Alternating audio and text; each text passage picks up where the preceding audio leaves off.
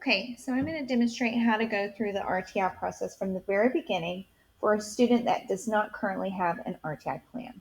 So I've gone to RTI through the waffle, and I found a student that I need to open, for which I need to open a plan. Okay, come on in and sign in. And I'm just demonstrating the RTI piece now. Okay. And then I'll answer any questions and walk you through it one by one if you need to. Okay. And the sign-in sheet's just over here by my laptop.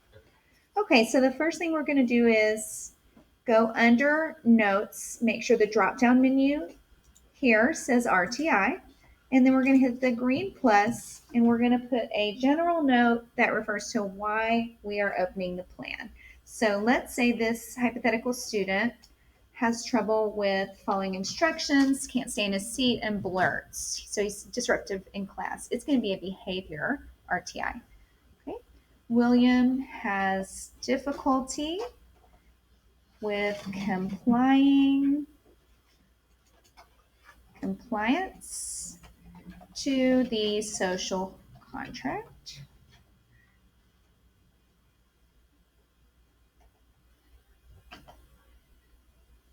And then I'm going to give some more notes. Blurting, disruptive behavior, respecting others, and property. Okay, this is a hypothetical student. I'm going to click print and I'm going to hit save. That note will populate under RTI on the left, and then we'll be able to click here to begin process under the Plan tab.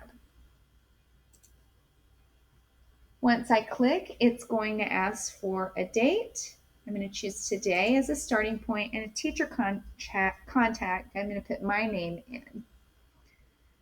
And I'm going to save often because it does not automatically save. Now I'm going to go to Area of Focus on the left-hand side. Under Area of Focus, I'm going to choose Behavior. Okay, and I'm going to hit Save again. And the green plus, I'm going to choose Period. And I will go through this again, Mr. Felsenthal, if you need to just watch. It's up to you, though. I'm going to start it today, and I'm going to end it 6 weeks out.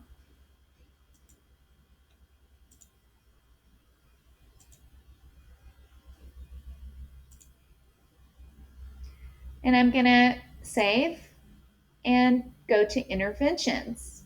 Under Period 1, period referring to the time, I'm going to choose Interventions.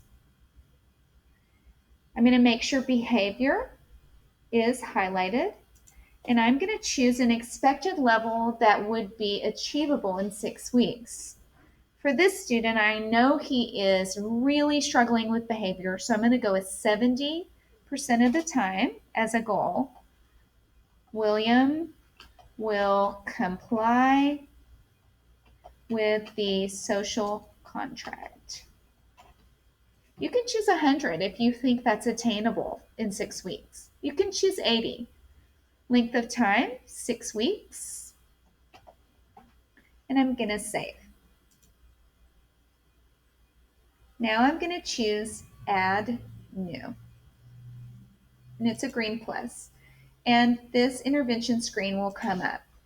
I'm going to choose an area of focus. For this student, William, I'm discussing behavior in this plan.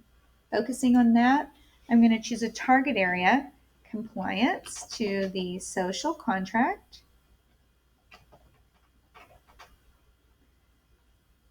The start date will be today.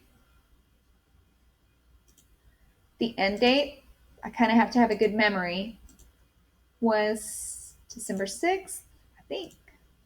Make sure you write that down if you need to. I chose 70 as my goal. All students without a current RTI plan fall under Tier 2. Best practices for every student is Tier 1. So all students are Tier 1. Students with higher needs that we're opening a plan for are Tier 2. Students who were not successful from all the work we've done in a Tier 2 plan will move to Tier 3 after an RTI meeting. Okay? But we'll say Tier 2 for all students we're opening a new plan. suggested resources. You have one. It is progressive discipline. If it's an instructional RTI, you choose TEKS resources. Those are the only two the district provides. What was the first one? This one looks different because I'm in a dummy account, but you're going to choose progressive discipline. It's actually going to be pretty obvious because there's only two choices. Okay, that's for behavior. Suggested strategies, I might choose one-on-one or small group or you have the choice of a stress ball, a cooling off period. So you choose something that applies to this student that would work, that you want to practice on the next 6 weeks and use. You can also type something in the box if your intervention strategy is not shown. For example, if it didn't say cooling off period for you, you might type it here. Also, you could use a behavior chart where you give stickers. The responsible party will be your title. Let's pretend I'm the ELA teacher and my last name.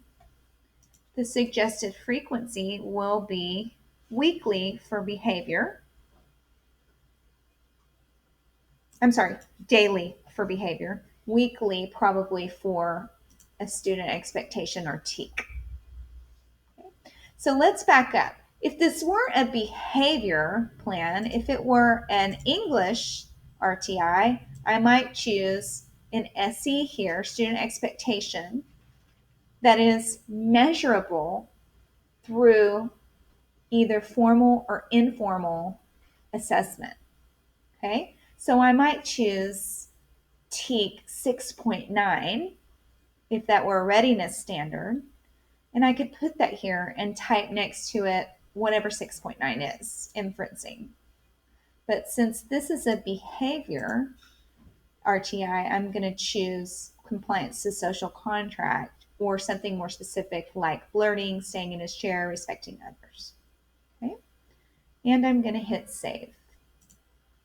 Oh, I forgot a step. Go back in. There's a pencil to edit it.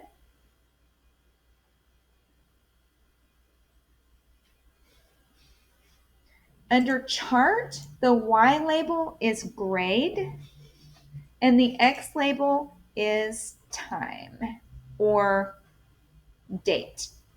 The way that I remember grade and date is it's reverse alphabetical. Those are my only two choices for any X label or Y label in this screen, and it's reverse alphabetical. G comes after D. It was very difficult for me to remember those. That's how I chose to remember them.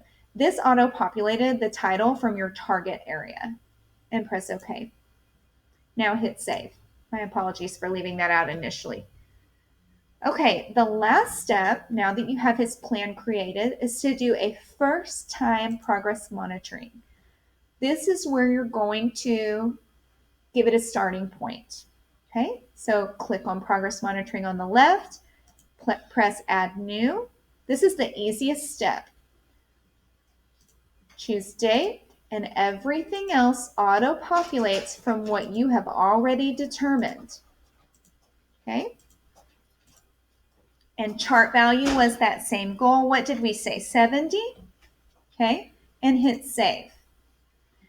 Now, every day or 3 days or a week, depending on how often you want to monitor this child's progress, you will go to progress monitoring and you will do the same series of steps, only each time the chart value will either remain the same, decline, or increase. And I'll show you why that's important in a second. So now we have his plan built. We have a progress monitoring starting point. So we're going to go to charts and we're going to choose the chart and take a look at what it says. This says that our student needs to be above 70% to show that he has been successful, that this plan has created a successful result. Okay? When you progress monitor in 2 days, if you put 60, a new line will appear and it will be under the goal. because 60 is not